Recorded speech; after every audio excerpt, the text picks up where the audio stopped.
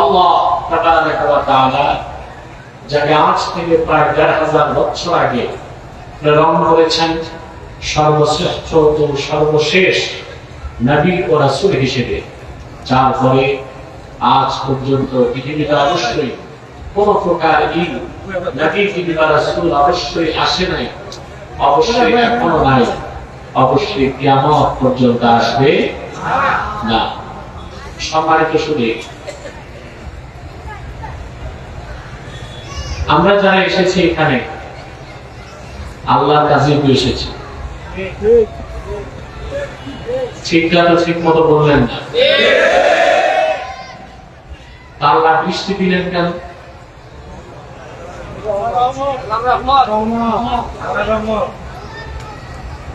আল্লাহর কাছে এসেছি, আল্লাহ বৃষ্টি দিলেন। মুমিনের ঈমান যখন চূড়ান্ত পর্যায়ে চলে যায় তখন তার চরিত্র হয় এইরকম, আল্লাহ যা চান তাতে সন্তুষ্ট থাকে। আমরাও খুশি আছি, বৃষ্টি দিয়ে তিনি আমাদের পরীক্ষা নিয়েছেন। আশা করি আমরা পরীক্ষায় উত্তীর্ণ হয়েছি। ফ্যানগুলো বন্ধ করেন, এটা সাউন্ডের সমস্যা করতে।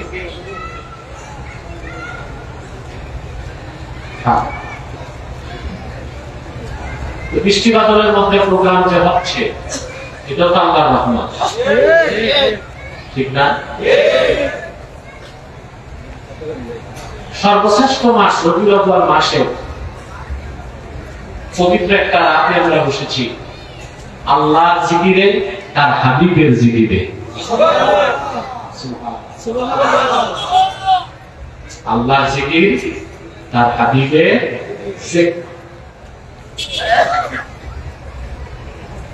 বলবেন জিকির তো আল্লাহর হয়, রাসূলুল্লাহর জিকির আবার কিভাবে হয়?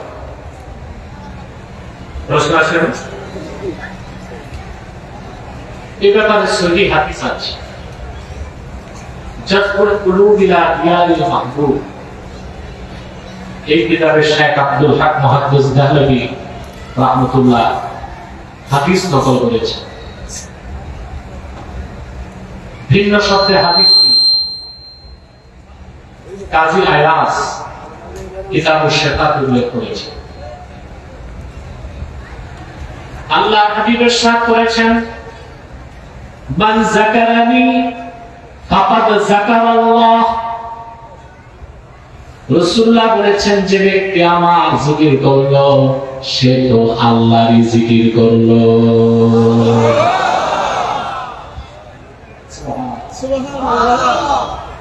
আল্লাহ হাবিব বলেছেন মান যাকারানি ফাকাদ যাকারাল্লাহ, যে আমার জিকির করলো সে আল্লাহর জিকির করলো।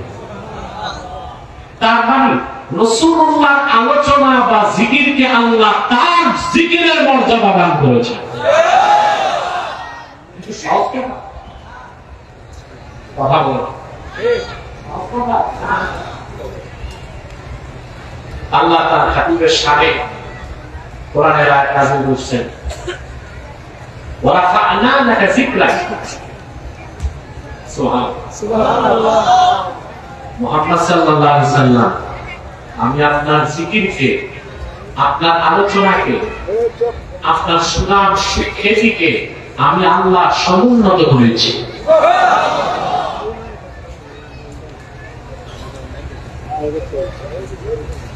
সূরা ইনশিরাহ যে সূরাতে এই আয়াত আছে, নাযিলের পর জিবরিল চলে এসেছে রাসূলুল্লাহর কদমে। জিবরিল এসে প্রশ্ন করলেন, ইয়া মুহাম্মদ সাল্লাল্লাহু আলাইহি ওয়াসাল্লাম, আতাদরি কাইফা রাফা আল্লাহু যিকরাক? সুবহানাল্লাহ। জিবরিল এসে রাসূলুল্লাহকে প্রশ্ন করছে, আল্লাহ যে আপনার জিকিরকে বুলন্দ করছেন, আল্লাহ যে আপনার সুনামকে সমুন্নত করছেন, কিভাবে তা কি আপনি জানেন? রাসূলুল্লাহ বলেছেন আল্লাহই ভালো জানেন। এবার আল্লাহ জবাব পাঠাইছে, শুনবেন? কথা বলেন। হাদিসে কুদসির মাধ্যমে আল্লাহ জবাব পাঠিয়ে দিলেন, ইযা যুকিরতু যুকিরতা মাই।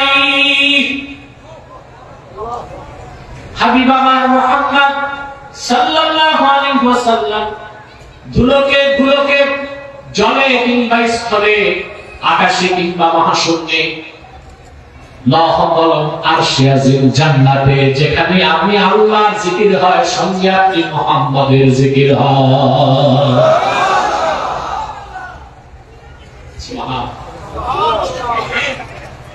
সেজন্য আযানে, নামাজে, তাশাহুদে সব জায়গায় আল্লাহর নাম সাথে রাসূলুল্লাহর নাম।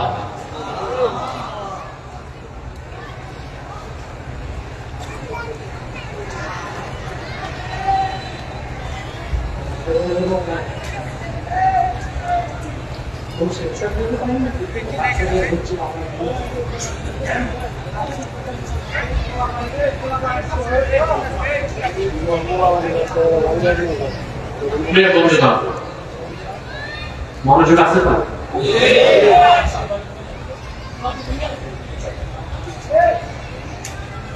আল্লাহ তাআলা সৃষ্টির যেখানে শেষ, যার উপরে কিছু নাই,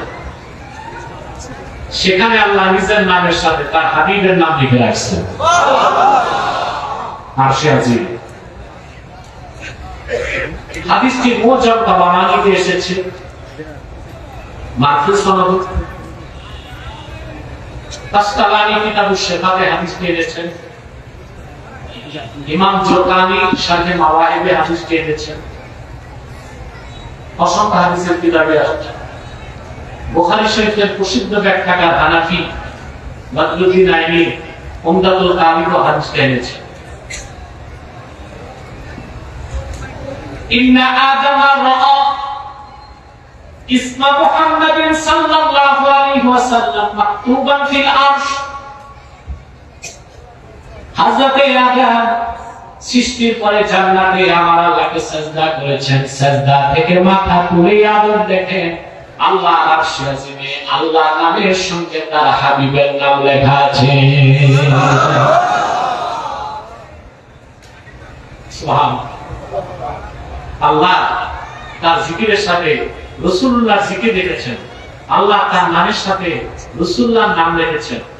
আল্লাহ রাসূলুল্লাহর জিকিরকে তার জিকিরের মর্যাদা দিয়েছেন।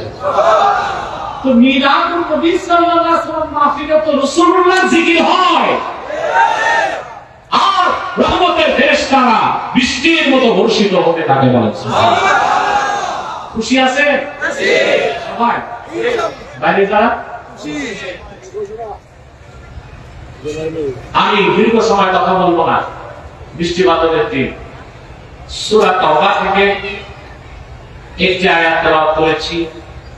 এই আয়াতটিকে কেন্দ্র করে কিছু কথা বলি, আপনাদের তিনি মুনাজাত করবেন ইনশাআল্লাহ। ইনশাআল্লাহ। শয়তান ওয়াসওয়াসা দিতে পারবে না তো? না। নিয়ত লাগবে। আমরা নিয়ত করছি কিছুক্ষণ পরে আজকের মুনাজাত করে গুনাহ মাফ করে নিষ্পাপ বেহেশতি আল্লাহর বাড়িতে বাড়ি যেতে চাই। কারা কারা হাত তুলে আল্লাহ বলে? হাত নামা। আল্লাহ কবুল করুন। আমার যে ভাইরা দাঁড়িয়ে আছেন, অনুরোধ করছি পুরা রহমত বরকত পেতে প্যান্ডেলে আসেন, ভিতরে আসেন, কেউ দাঁড়িয়ে থাকবেন না। আর কিছু স্বেচ্ছাসেবক মাঠের চারপাশে ঘুরবেন, ছোট কচি কাঁচা বাচ্চাদের আওয়াজ থেকে ডিস্টার্ব যেন ক্রিয়েট না হয় সেদিকে খেয়াল রাখবেন। আসুন, আর আমাকে ডিস্টার্ব করবেন না, মনোযোগ দিয়ে আমরা কথা শুনি। আমার সঙ্গে বলুন, যারা প্রতিটি অক্ষরের নূর আল্লাহ তাআলা আমাদের সিনায় মানকুশ করে দেন, বলেন আল্লাহুম্মা আমিন। বলতে পারবেন? মাহমুদ أعوذ بالله من الشيطان الرجيم بسم الله الرحمن الرحيم قل إن كان آباؤكم وأبناؤكم وإخوانكم وأزواجكم وعشيرتكم وأموال اقترفتموها وتجارة تخشون كسادها ومساكن ترضونها أحب إليكم من الله ورسوله وجهاد في سبيله فتربصوا حتى يأتي الله بأمره والله لا يهدي القوم الفاسقين. আল্লাহ তাআলা বলেন, প্রিয় হাবিব মুহাম্মদ সাল্লাল্লাহু আলাইহি ওয়াসাল্লাম, আপনি বলে দিন, قل إن كان آباؤكم وأبناؤكم وإخوانكم وأزواجكم وعشيرتكم, যদি তোমাদের পিতাগণ, তোমাদের সন্তানগণ, তোমাদের ভাইগণ, তোমাদের স্ত্রীগণ, তোমাদের নিকট আত্মীয় প্রতিবেশীগণ, ও আমওয়ালুনি তাওয়াফতুমুহা, আর তোমাদের অর্জিত সঞ্চয়কৃত সম্পদ, ও তিজারাতুন তাখশাউনা কাসাদাহা, আর সে ব্যবসা যে ব্যবসায় লস হওয়াকে ভয় পাও, ও মাসাকিন তারদাউনাহা, আর তোমাদের সুরম্য বাড়িঘরগুলো যেগুলোকে তোমরা ভালোবাসো, আহাব্বা ইলাইকুম মিনাল্লাহি ওয়া রাসূলিহি ওয়া জিহাদিন ফি সাবিলিহি, এই সব কিছু চেয়ে আল্লাহ তার রাসূল এবং আল্লাহর পথে জিহাদ করা যতক্ষণ পর্যন্ত অধিক প্রিয় না হবে, ফাতারাব্বাসু আই ইনতাজিরু, তাহলে অপেক্ষা করো, হাত্তা ইয়াতি আল্লাহু বিআমরিহি, আল্লাহ তার পক্ষ থেকে সিদ্ধান্ত নিয়ে আসা আগ পর্যন্ত। অর্থাৎ তোমাদের উপর বিপদ আসবে, বিপর্যয় আসবে, যুদ্ধ আসবে, অশান্তি আসবে, শাস্তি আসবে। আল্লাহু লা ইয়াহদিল কওমাল ফাসিকিন। এই আওয়াজটা দরকার, এটা দরকার। এই জাকির ভাই বন্দি করে রেখে দিয়েছেন আপনি, ঠিক করো।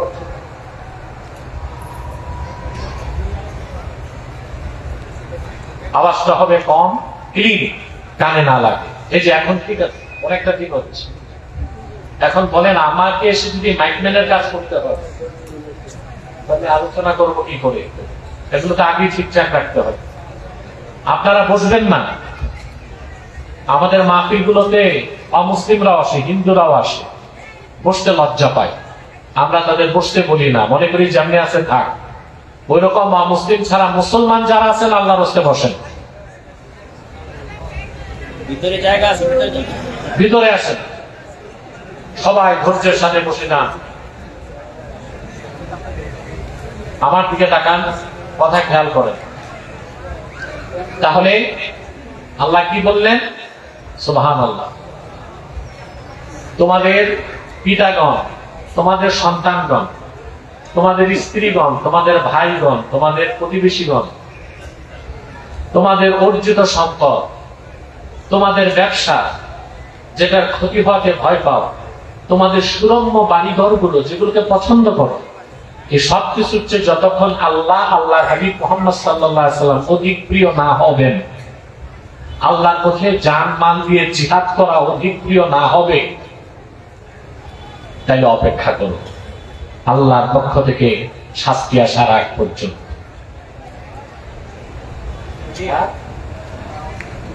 আল্লাহর পক্ষ থেকে শাস্তি আসা আগ পর্যন্ত অপেক্ষা করো। তাহলে বোঝা যাচ্ছে একজন টপ ক্লাসের মুমিন মুসলিম হতে হলে বাবা মা, আত্মীয় স্বজন, পাড়া প্রতিবেশী, সহায় সম্পদ, বিত্ত, বৈভব, গাড়ি বাড়ি, নিজের জীবন, সব কিছুর চেয়ে বেশি ভালোবাসা থাকতে হবে আল্লাহর জন্য, তার হাবিবের জন্য।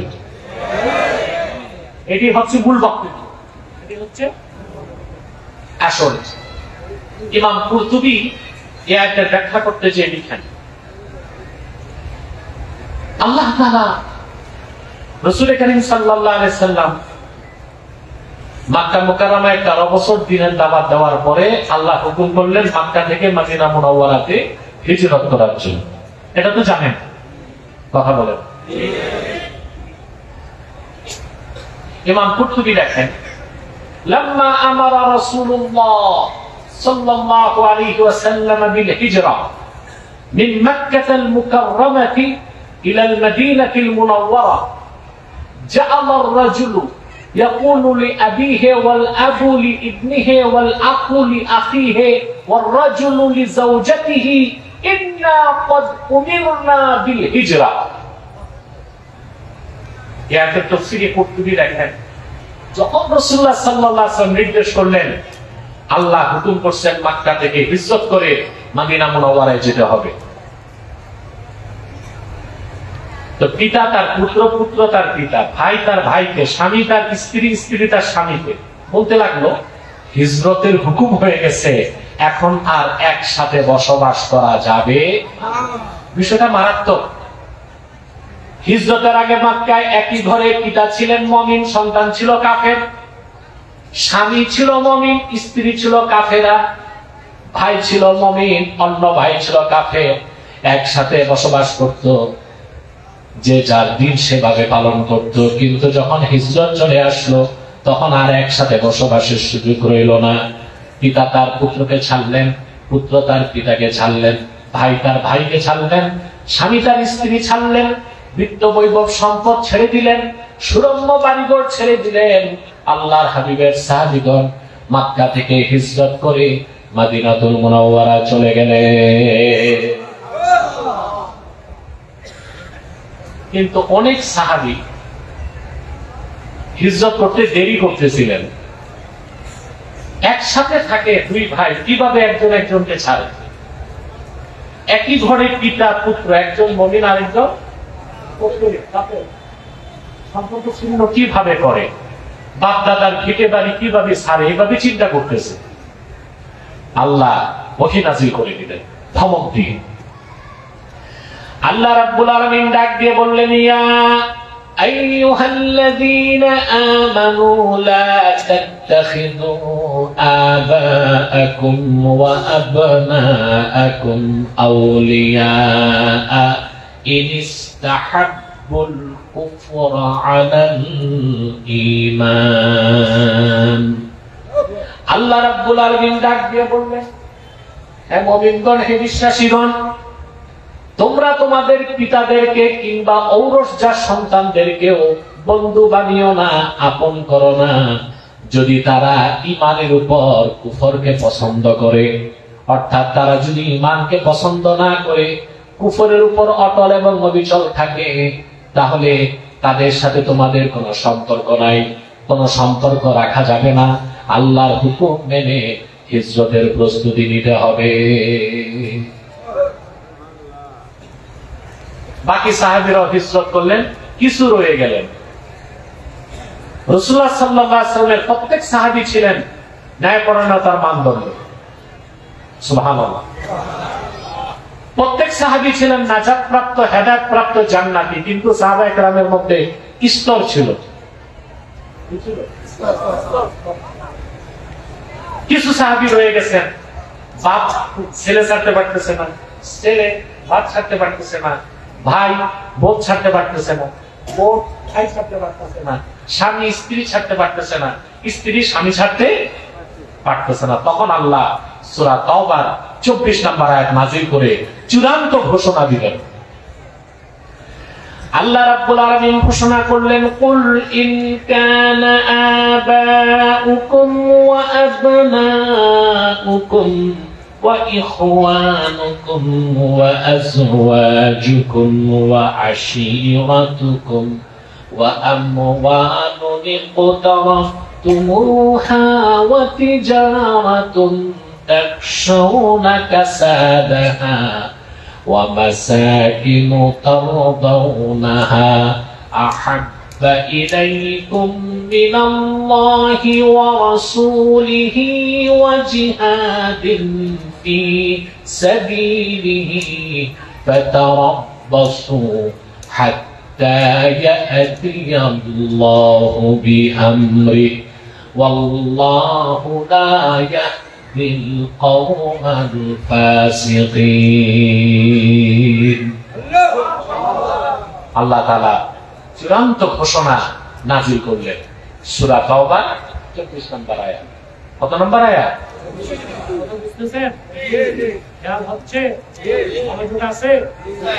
আল্লাহ ঘোষণা করলেন, হাবিব আপনি চূড়ান্ত ঘোষণা দিন, ইন কানা আবাউকুম ওয়া আবনাউকুম ওয়া ইখওয়ানুকুম ওয়া আজওয়াজুকুম ওয়া আশিরাতুকুম, যদি তোমাদের পিতাগণ, তোমাদের সন্তানগণ, তোমাদের ভাইগণ, তোমাদের স্ত্রীগণ, তোমাদের নিকটতম প্রতিবেশীগণ, ওয়া আমওয়ালুন ইকতারাফতুমুহা, তোমরা অর্জন করেছো যে মাল, সেই সম্পদ, ওয়া তিজারাতুন তাকশাউনা কাসাদাহা, আর যে ব্যবসায় ক্ষতি হওয়াকে ভয় পাও।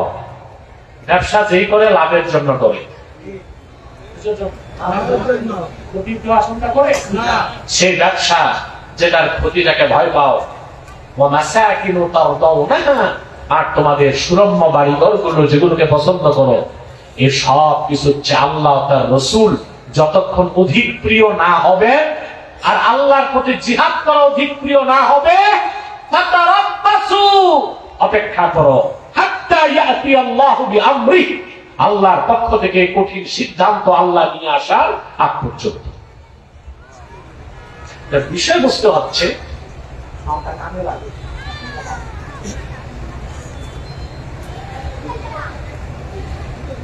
বৃষ্টি আসছে না কিছুটা কমছে?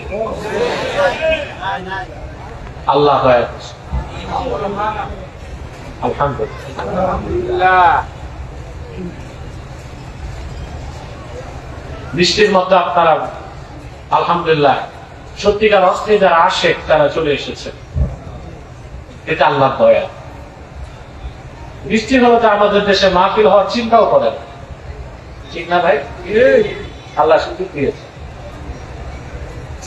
বোঝা যাচ্ছে পিতা পুত্র সন্তান সন্ততি স্ত্রী পরিজন বিত্ত বৈভব নিজের জীবন থেকেও বেশি ভালোবাসা হতে হবে আল্লাহর জন্য, তার রাসূলের জন্য।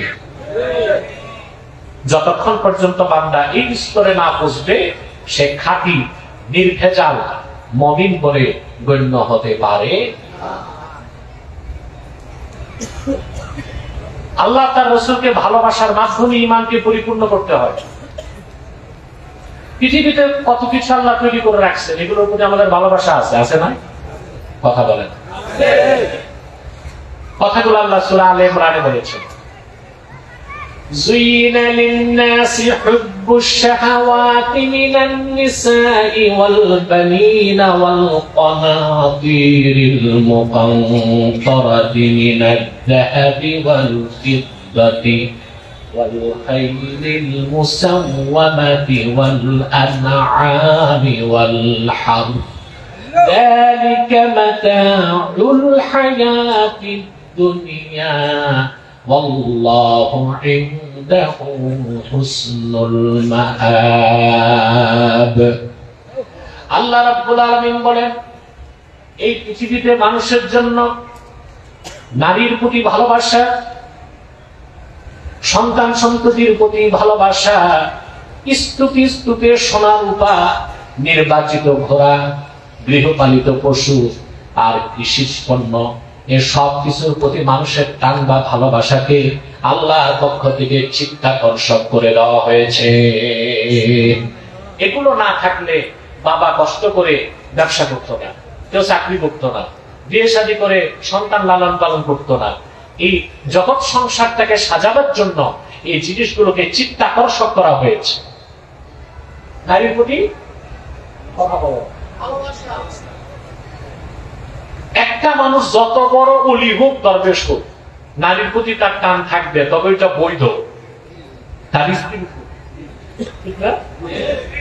তার মায়ের প্রতি, তার বোনের প্রতি, তার মেয়ের প্রতি একটা ভালোবাসা, শাহওয়াত, আর একটা সাফকাত, আর একটা আজমা। ওটা ভিন্ন আলোচনা, ওই দিক যাচ্ছি না, আর বেশি তাত্ত্বিক ব্যাখ্যা তো বুঝবেনও না।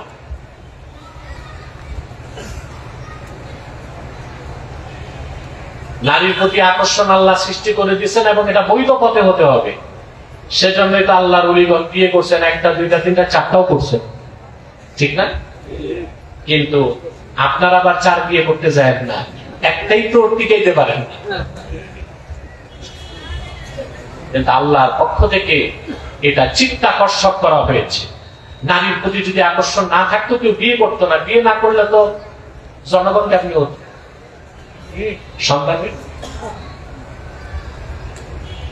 আল্লাহ এখানে মুমিনের জন্য সীমা রেখে দিয়েছেন, এই সবকিছুর প্রতি তার টান থাকবে একটা সীমা পর্যন্ত। কি পর্যন্ত? যেমন আল্লাহ রাব্বুল আলামিন বলেন, ফানকিহু মা তাবা লাকুম মিনান নিসাই মাথনা ওয়া থুলাথা ওয়া রুবা' ওয়া ইন খিফতুম আল্লা তা'দিলু ফাওয়াহিদা। তোমরা তোমাদের পছন্দের নারীদেরকে বিয়ে করো, দুইটা, লাগলে পারলে 3টা, লাগলে পারলে 4টা। ওয়া ইন খিফতুম আল্লা তা'দিলু, যদি একাধিক স্ত্রীর মধ্যে জাস্টিস, ন্যায় বিচার করতে না পারো, ইনসাফ করতে পারবা না, আশঙ্কা আছে, ফাওয়াহিদা, তাহলে একটা। দেখো যে মৌলভী সাহেবরা ফতোয়া দেয় 4 বিয়ে করা সুন্নাত, তারা ভুল ফতোয়া দিচ্ছেন। 4 বিয়ে করা সুন্নাত নয়, 4 বিয়ের ইজাজত আছে, অনুমোদন আছে, শর্ত পূরণ করতে হবে। পূরণ করতে হবে।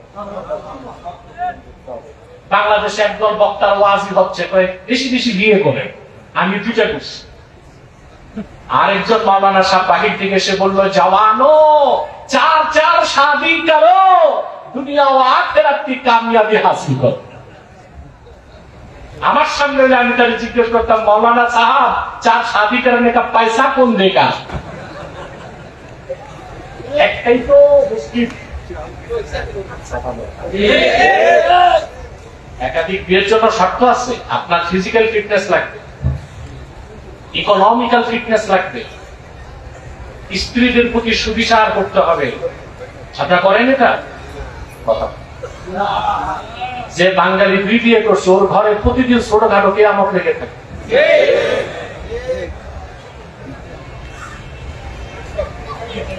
আমি বললাম নারীর প্রতি আকর্ষণ, সম্পদের প্রতি আকর্ষণ, এগুলোর প্রতি আল্লাহ মহব্বত, ভালোবাসা ঢেলে দিচ্ছেন। কিন্তু সত্যিকার মুমিন সে সব কিছুর চেয়ে ভালোবাসবে বেশি আল্লাহকে, তার হাবিবকে। বলেন সুবহানাল্লাহ। আমার ভাইয়েরা মনোযোগ দিয়ে শুনুন, আল্লাহ রাব্বুল আলামিনের ভালোবাসা পাওয়ার জন্য আমরা ইবাদত করি, বন্দেগী করি। অন্যান্য ধর্মের মানুষও আল্লাহকে পাওয়ার জন্য ধর্ম পালন করে, তবে ভুল তরিকায়। উদ্দেশ্য স্রষ্টাকে রাজি করা। স্রষ্টাকে কি করা? মক্কায় মুশরিকরা যে মূর্তি পূজা করত, কি জন্য করত? আল্লাহর সন্তুষ্টির জন্য। কিন্তু তরিকা ছিল কি? তাফসীরের কিতাবে এসেছে, কুরতুবীতে বা ইবনে কাসিরে, রাসূলুল্লাহ সাল্লাল্লাহু আলাইহি ওয়াসাল্লাম একদিন দেখলেন মক্কার কুরাইশরা এই যে 360টা দেবদেবী, এগুলোকে সাজদা করতেছে।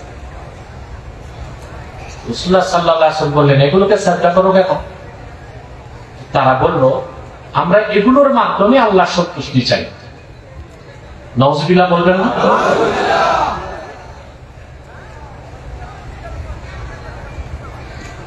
আপনারা মনে রাখবেন, মক্কায় যত কাফের ছিল, আবু জেহেল সহ প্রত্যেক কাফের, পৌত্তলিক, মুশরিক আল্লাহকে বিশ্বাস করত। ওরা একজনও নাস্তিক ছিল না। আবু জেহেল কি নাস্তিক ছিল? আস্তিক ছিল, আস্তিক। আল্লাহকে বিশ্বাস করত। আল্লাহ রাব্বুল আলামিন তার হাবিবকে বললেন, ওয়ালা ইন সাআলতাহুম মান খালাকাস সামাওয়াতি ওয়াল আরদা লা ইয়াকুলুন্নাল্লাহ।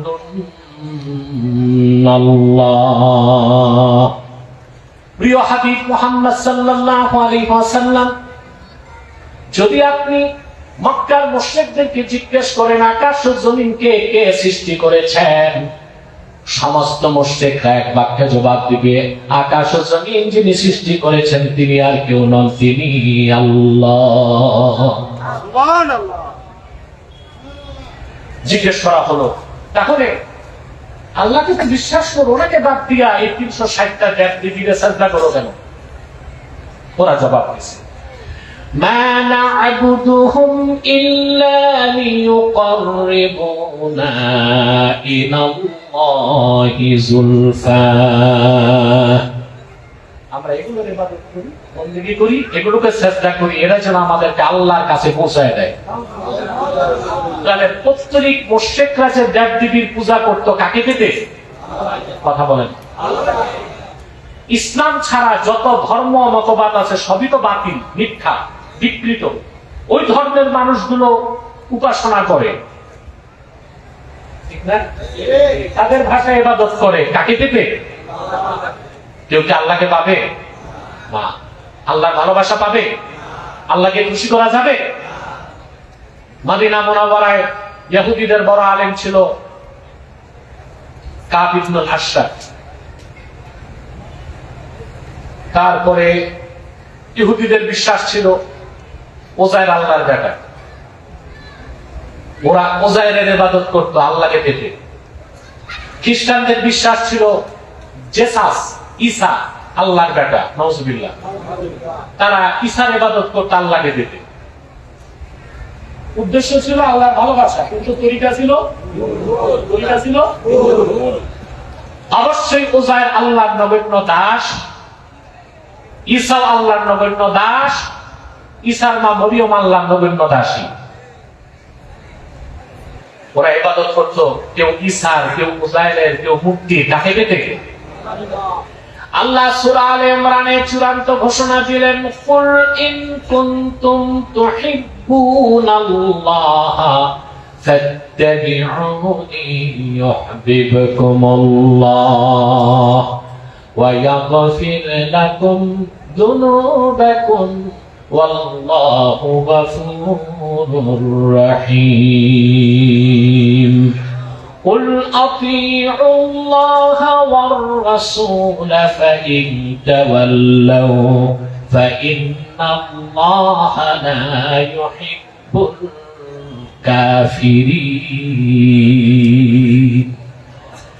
আল্লাহ রাব্বুল আলামিন ঘোষণা করলেন, প্রিয় হাবিব মুহাম্মদ সাল্লাল্লাহু আলাইহি ওয়াসাল্লাম মানব জাতিকে বলে দেন, ইহুদিরা শুনে রাখুক, খ্রিস্টানরা শুনে রাখুক, মক্কার পত্তলিকরা শুনে রাখো, তোমরা যারা বলো যে আল্লাহকে ভালোবাসি, আল্লাহকে যদি সত্যি ভালোবেসে থাকো, ফাত্তাবিউনি, তাহলে আমার তরিকা অনুসরণ করো, আমার অনুসরণ করো। অন্য কোন তরিকায় মুহাম্মদ সাল্লাল্লাহু আলাইহি সাল্লামের অনুসরণের বাইরে অন্য কোন ধর্ম, কোন মতবাদ, কোন তন্ত্র, কোন আদর্শ, কোন উপাসনা, কোন ইবাদত, কোন বন্দেগীর মাধ্যমে আল্লাহ পর্যন্ত পৌঁছার কোন ব্যবস্থা নাই। অতএব আল্লাহকে ভালোবাসতে হলে অবশ্যই আল্লাহর হাবিব মুহাম্মদ সাল্লাল্লাহু আলাইহি ওয়াসাল্লামকে ভালোবাসতে হবে। আর মুহাম্মদ সাল্লাল্লাহু আলাইহি ওয়াসাল্লামকে যে ব্যক্তি ভালোবাসে, মুহাম্মদ সাল্লাল্লাহু আলাইহি ওয়াসাল্লামের ভালোবাসা হতে হবে জীবনের চেয়ে বেশি। যে ব্যক্তি আল্লাহর হাবিব মুহাম্মদ সাল্লাল্লাহু আলাইহি ওয়াসাল্লামকে জীবনের চেয়ে বেশি ভালোবাসে, সে জীবনের সকল ক্ষেত্রে আল্লাহর হাবিবের অনুসরণ করবে, ঠিক না বলেন?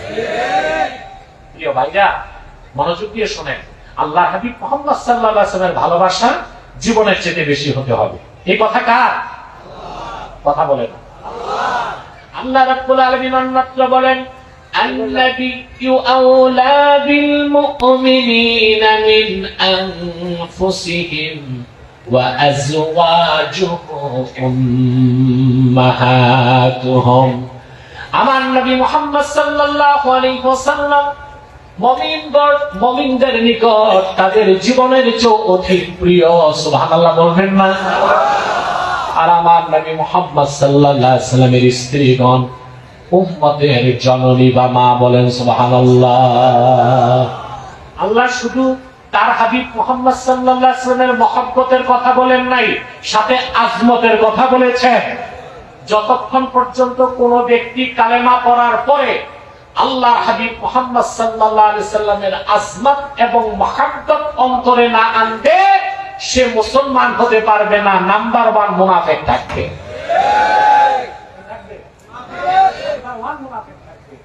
আল্লাহর হাবিব মুহাম্মদ সাল্লাল্লাহু আলাইহি সাল্লামের আনিত দ্বীনকে যে ব্যক্তি বিশ্বাস করবে, সে আল্লাহর হাবিব মুহাম্মদ সাল্লাল্লাহু আলাইহি সাল্লামকে জীবনের চাইতে বেশি তাকে ভালোবাসতে হবে।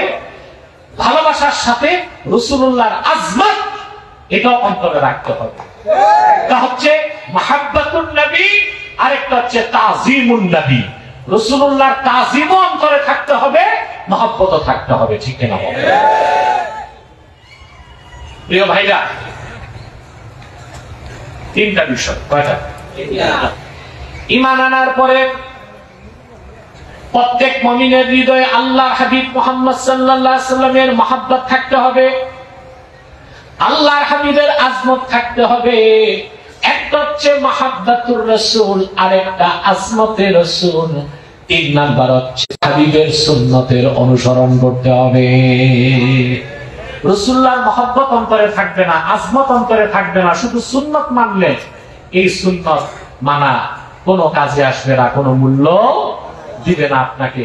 কারণ মুনাফিকদের নেতা আব্দুল্লাহ বিন উবাই, সেও মাথায় পাগড়ি লাগাতো, লম্বা জুব্বা পরতো, সে অধিকাংশ সময় রাসূলুল্লাহর পেছনে দাঁড়ায় নামাজ পড়তো, কিন্তু ছিল কি? ছিল।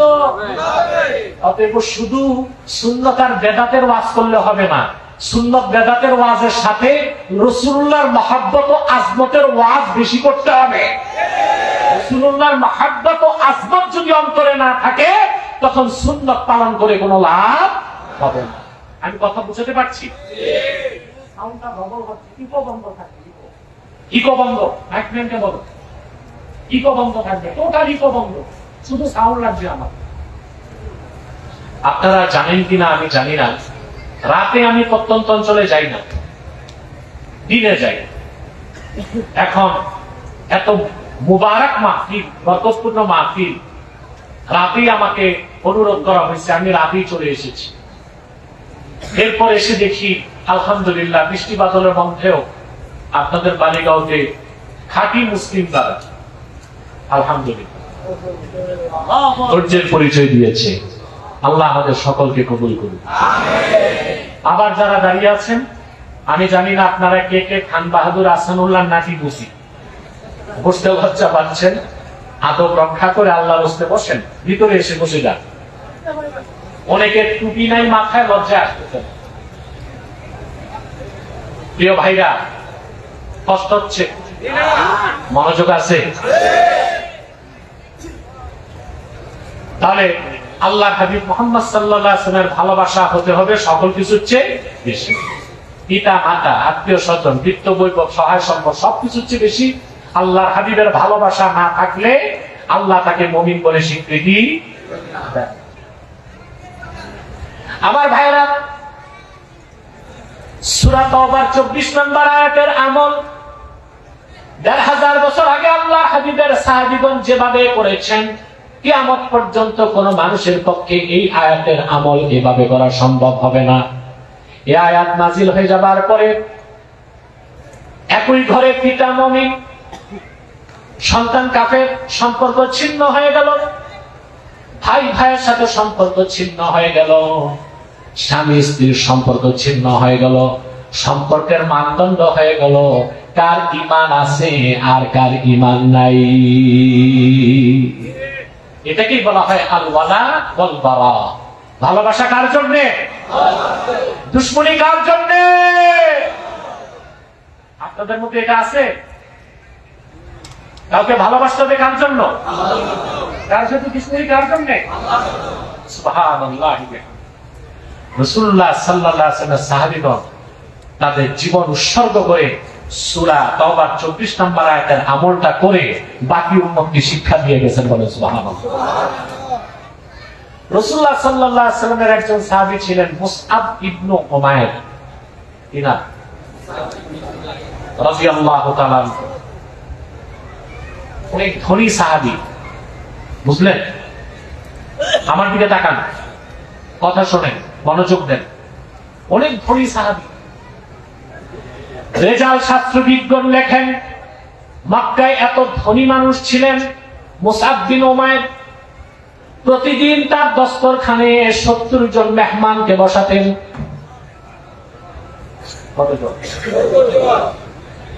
মেহমানদের সামনে খাদ্য পরিবেশন করতেন সোনার রূপার বাটিতে।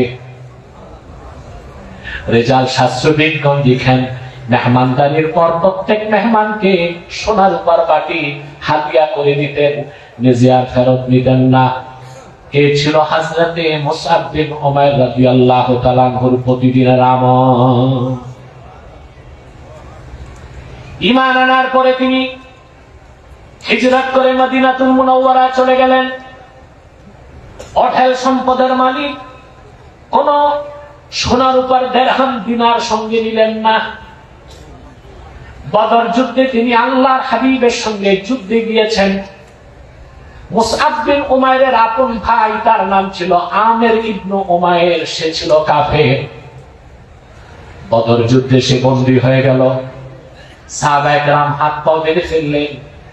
আমির বিন উমাইর সাহাবায়ে কেরামকে বললেন, সাহাবীরা শুনুন, আমি আল্লাহর হাবিবের বিশিষ্ট সাহাবী হযরতে মুসআব ইবনে উমাইরের আপন ভাই। এত বড় জলিলুল কদর সাহাবীর ভাই পরিচয় পেয়ে সাহাবায়ে কেরাম তার হাত পার বাঁধন ঢিলা করে দিলেন। সকালবেলা মুসআব বিন উমাইরকে বলা হলো, মুসআব, আপনার পরিচয় পাওয়ার কারণে আপনার ভাই বন্দী হয়েছে বদর যুদ্ধে, তার হাত পায়ের বাঁধন ঢিলা করে দিছি। এবার মুসলমান শোনো। মুসআব বিন উমাইর জবাব দিলেন, বদর যুদ্ধে আল্লাহর হাবিবের বিরুদ্ধে যে অস্ত্র ধারণ করতে পারে ওই রকম কুলাঙ্গার আমার ভাই হতে পারে না। মজবুত করে তার হাত পা বেঁধে দাও। আর তার মায়ের প্রচুর সম্পদ, সেটা তো তারও মা, কিন্তু কাফের তো বলতেছে তার মায়ের প্রচুর সম্পদ, মুক্তিপণ আদায় করে তাকে ছাড়িয়ে নাও। উহুদ যুদ্ধে মুসআব বিন উমাইর রাদিয়াল্লাহু তাআলা আনহু আল্লাহর রাসূলের সামনে দাঁড়াইছেন। আল্লাহ হাবিবের একটি হুকুম মানতে না পারার কারণে তীরন্দাজ সাহাবীগণ উহুদ যুদ্ধে আল্লাহর হাবিবের একটা হুকুম শুধু মানেন নাই, বিপর্যয় চলে এসেছে। জানেন না আপনারা? জিটাও ঠিক মতো বলবেন না। আমার সাথে রিলেশন থাকতে হবে। রিলেশন না থাকলে আমি কথা বলবো কেমন করে? এখন মোটামুটি কথা বোঝা যাচ্ছে, স্পষ্ট? মনের কান খুলে কথাগুলো শুনুন। উহুদ যুদ্ধে রাসূলুল্লাহ সাল্লাল্লাহু আলাইহি ওয়াসাল্লামের একটা হুকুম না মানার কারণে বিপর্যয় চলে আসে। সাহাবায়ে কেরাম চতুর্দিক ছড়ায় গেলেন। কাফেররা আল্লাহর হাবিবের দিকে দৌড়ায় যেতে লাগলো আঘাত করার জন্য। আল্লাহর আখিরি নবী নূর নবীজি আমার মুহাম্মদ মুস্তাফা সাল্লাল্লাহু আলাইহি ওয়াসাল্লাম সামান্যতম ভয় পেলেন না। রাসূলুল্লাহর সামনে দাঁড়ায় গেলেন মুসআব বিন উমাইর, আর একেবারে সামনে দাঁড়ায় গেলেন আবু উবাইদা ইবনুল জাররাহ। কাফেরদের তীর আসতেছে, তরবারির আঘাত, লোহার অস্ত্রের আঘাত, সবকিছু আবু উবাইদা ইবনুল জাররাহের শরীরে লাগতে লাগলো। রাসূলুল্লাহ সাল্লাল্লাহু আলাইহি ওয়াসাল্লাম ডানে বামে উকি দিলেই আবু উবাইদা ইবনুল জাররাহ বলতেন, ইয়া রাসূলুল্লাহ, ইয়া হাবিবাল্লাহ, আমার বাবা মা আপনার কদমে কুরবান হয়ে যাক। ডানে বামে তাকাবেন না, যত তীর ধনুকার বল্লমের আঘাত সব আমি আবু উবাইদা ইবনুল জাররাহের শরীরে লাগবে, আপনার শরীরে লাগতে দিব না। রেজাল শাস্ত্রবিজ্ঞান লেখেন, হযরত আবু উবাইদা ইবনুল জাররাহ রাদিয়াল্লাহু তাআলা আনহুর শরীরে 90টার বেশি আঘাত লেগেছিল। রাসূলুল্লাহ সাল্লাল্লাহু আলাইহি ওয়াসাল্লাম তাকে জীবিত শহীদ বলেছিলেন। হযরত আবু উবাইদা ইবনুল জাররাহ তিনি বেঁচে গিয়েছিলেন, কিন্তু ওনার সঙ্গে আল্লাহর হাবিবের সামনে দাঁড়ায়ছিলেন মুসআব বিন উমাইর, তিনি শহীদ হয়ে গেলেন। উহুদ যুদ্ধ যখন শেষ, সাহাবায়ে কেরামের লাশ মোবারক দাফন করা হবে, আল্লাহর হাবিব এসে মুসআব বিন উমাইরের সামনে দাঁড়ালেন। মক্কার সবচেয়ে ধনী যুবকটা সমস্ত শরীরটা রক্তে রঞ্জিত হয়ে আছে। সাহাবায়ে কেরামকে আল্লাহর হাবিব বলেন, সাহাবীরা শোনো, এই হচ্ছে আমার প্রিয় সাহাবী মুসআব। ওয়ালাকাদ রাআইতুহু ওয়া আলাইহি বুরদান লা তুরাফু কিমাতুহুমা ওয়া ইন্না শিরাকা মা আলাইহি মিন যাহাবি। এই মুসআব এমন দুটা চাদর পরিধান করে হাঁটতো, যেই চাদর দুইটার মূল্য কি তা জানা ছিল না কারো। আর আমি দেখেছি আমার মুসআব যে জুতা পা দিয়ে হাঁটতো, সেই জুতার ফিতাটা ছিল খাঁটি সোনার তৈরি। সব বিলি করে দিয়েছে, সব উৎসর্গ করে দিয়েছে, পরিশেষে জীবনটা উৎসর্গ করে দিয়েছে আল্লাহর হাবিবের ভালোবাসা। ইসলামের আদর্শ জানাতানোর বিষয় না।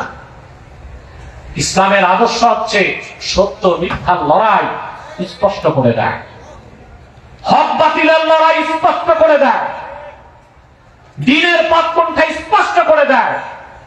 সেখানে আপোষের কোন সুযোগ নাই, পরাজিত হবার সুযোগ নাই, মাথা নত করার সুযোগ নাই, স্বার্থ রক্ষার কোন সুযোগ নাই। আল্লাহ তার হাবিব মুহাম্মদ সাল্লাল্লাহু আলাইহি ওয়াসাল্লামের ভালোবাসা জীবনের চেয়ে বেশি হতে হবে, ঠিক না? এখন একটা প্রশ্ন, আল্লাহর হাবিব মুহাম্মদ সাল্লাল্লাহু আলাইহি ওয়াসাল্লামের ভালোবাসা, আল্লাহর হাবিবের ভালোবাসা জীবনের চেয়ে বেশি, তার প্রমাণ কি? প্রমাণ লাগবে কিনা? প্রমাণটা নিজেকে পাইতে হবে, প্রমাণ কি? প্রমাণ লাগবে না? এ ব্যাপারে একটি হাদিস সহিহ বুখারীতে এসেছে।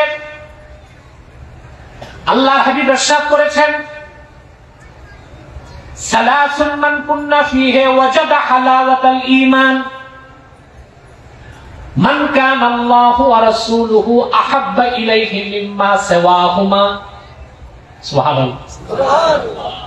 ওয়া মান আহাব্বাল মারআ লা ইউহিব্বুহু ইল্লা লিল্লাহ ওয়া মান ইয়াকরাহু আন ইয়াউদা ফিল কুফরি কামা ইয়াকরাহু আন ইউলকা ফিন নার।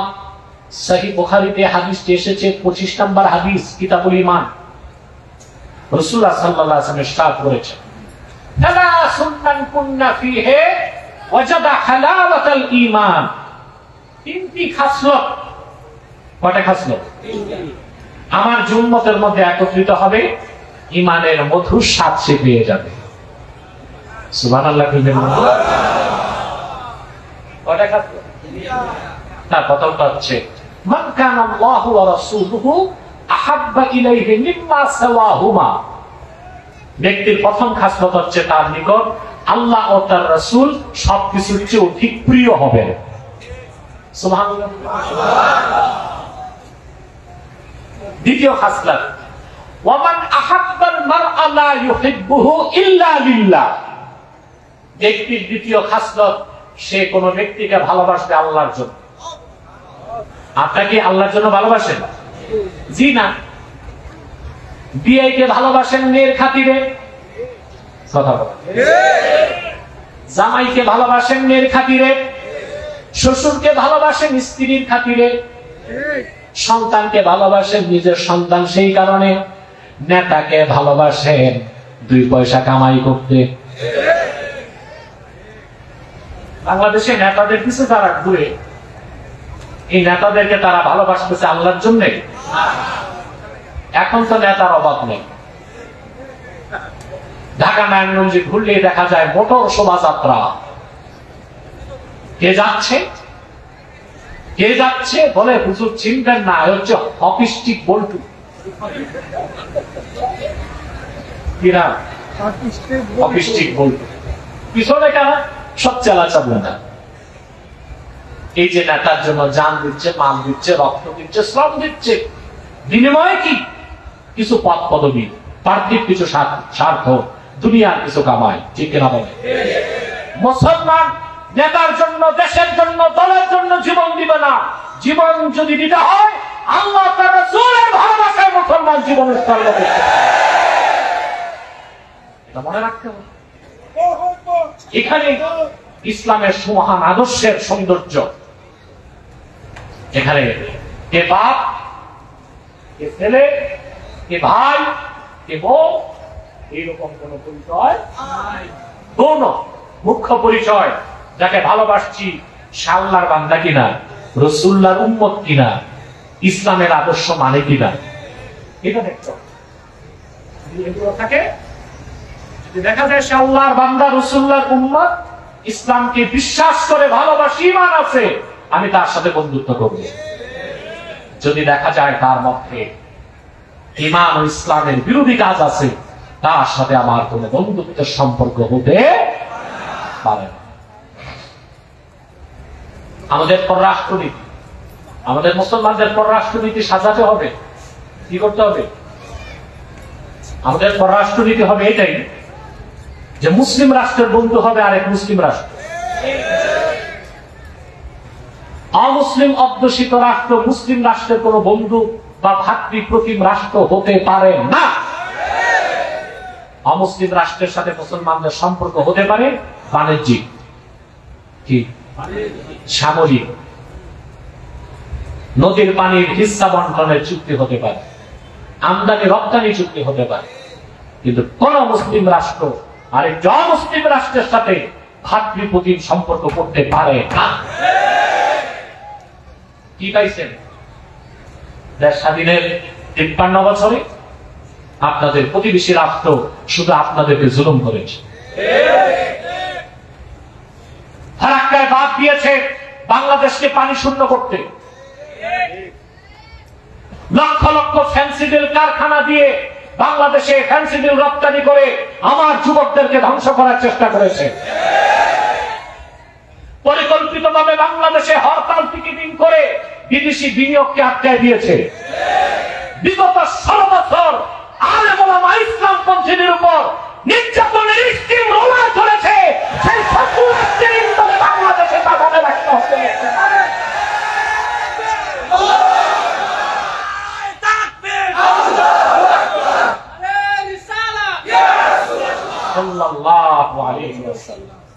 এখন সুন্দর স্লোগান, আল্লাহর স্লোগান, তার হাবিবের স্লোগান, কি বলে মনে থাকবে? আমাদের বন্ধুত্ব হবে, মুসলিমের বন্ধুত্ব হবে মুসলিমের সাথে, ঠিক কিনা? ওটা তো এনিমি রাষ্ট্র, ইন এনি স্টেট, কি ইন এনি স্টেট, এটা মনে রাখতে হবে। তারা কখনো বাংলাদেশের কল্যাণ চায় না। কিন্তু দেখি যারাই আসে দায়িত্ব নেয় কেন যেন তলে তলে দহরম মহরম রাখে। এটা একটা দুঃখজনক বিষয়। আন্ডারগ্রাউন্ডে কি রাখে? দহরম মহরম খুব রাখে। এগুলো আমি বলি, এগুলো আমার বলার কথা না। আমি 10 বছরে রাজনীতি, 10 মাসে রাজনীতি নিয়ে যত কথা বলছি, বাংলাদেশের কোন রাজনীতিবিদ এত কথা বলে। তবে বলেছি কোরআন সুন্নাহর আলোকে ইনসাফের মানদণ্ডে, কাউকে জিতানো আমার কাজ না, কাউকে ঠকানো আমার কাজ না।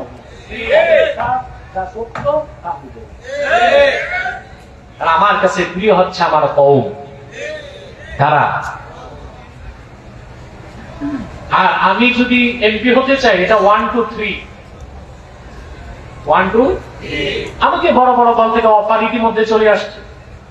আমি বলেছি আমি খেলাফায় বিশ্বাস, আপনারা যান, ওজোর হিসেবে যেতে হয় যান, কি বলে আমাকে টাইমেন না, আমাকে স্বাধীন থাকতে দেন, আমাকে পিঞ্জিরার বাইরে রাখেন, আমাকে ক্ষমতার হালুয়া রুটি খাওয়ায়েন না, তাহলে কথা বলবে কে বাংলাদেশ? আমাদের ফরেন পলিসিতে কনসেপ্ট হবে এটা, মুসলমানের বন্ধু হবে মুসলমান। আসলেই কাফের মুশরিক মুসলমানের বন্ধু হইতে জাতিসংঘ আছে না, ওখানে প্রায় 200-র কাছাকাছি দেশ সদস্য, তার মধ্যে 57টাই তো মুসলিম রাষ্ট্র। কথা বল, জাতিসংঘে 57টি মুসলিম রাষ্ট্র আছে, কিন্তু সুদীর্ঘ 23 মাসে বিশ্ব সন্ত্রাসী ইসরায়েল ফিলিস্তিনে 65,000 মুসলমানকে হত্যা করেছে। জাতিসংঘ কোনো বিচার করতে পারে নাই, কারণ অমুসলিমরা কোনদিন মুসলমানের বন্ধু হইতে পারে না। কি সমাধান করছে? 23 মাসে 65,000 মানুষকে হত্যা করা হয়েছে। তার মধ্যে অধিক সংখ্যক হচ্ছে শিশু এবং নারী। জাতিসংঘ কিছুই করে না, কিছু করবে না। আমি বলে থাকি জাতিসংঘ হচ্ছে আমেরিকার একটা জুয়া খেলার ক্লাব। ওখানে মুসলমানের স্বার্থে তারা কিছু করে না। ইসরায়েল আছে কি? সারা দুনিয়ায় আছে 1 কোটি ইহুদি। আমরা 200 কোটি মুসলমান পেশাব করলে ইহুদিগুলো ভেসে যায়, ভূমধ্য থাকে। ওদের ঠেক দিয়ে রাখছে আমেরিকা। কে? আমেরিকা, ব্রিটেন, ইউরোপের পরাশক্তিগুলো তাদেরকে ঠেক দিয়ে রাখছে। উদ্দেশ্য হচ্ছে মধ্যপ্রাচ্যকে অশান্ত করে রাখা। আমার বক্তব্যের মূল হচ্ছে কোন মুসলিমের বন্ধু অমুসলিম হতে পারে না। মুসলিম রাষ্ট্রের বন্ধু অমুসলিম রাষ্ট্র হতে। আমাদের মুসলিম রাষ্ট্রগুলোর পররাষ্ট্রনীতিতে এই কনসেপ্ট যেদিন আসবে, আমরা এই পৃথিবীর সুপার পাওয়ার থাকবো। তাহলে কয়টা খাসলত? ইমানের মধুর স্বাদ পেতে কয়টা খাসলত লাগবে? তার প্রথমটা হচ্ছে আল্লাহ তার রাসূলের ভালোবাসা হতে হবে সবকিছুর চেয়ে বেশি।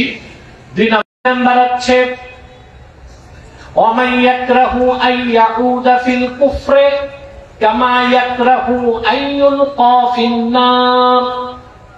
ব্যক্তির তৃতীয় খাসলত হচ্ছে যখন তার অন্তরে ঈমান চলে আসবে, মুমিন হয়ে, অর্থাৎ তাকে আগুনে জ্বালিয়ে দগ্ধ করা হবে, কেটে টুকরা টুকরা করে দেওয়া হবে, সে তার জীবন দিলেও ঈমান দিবে না।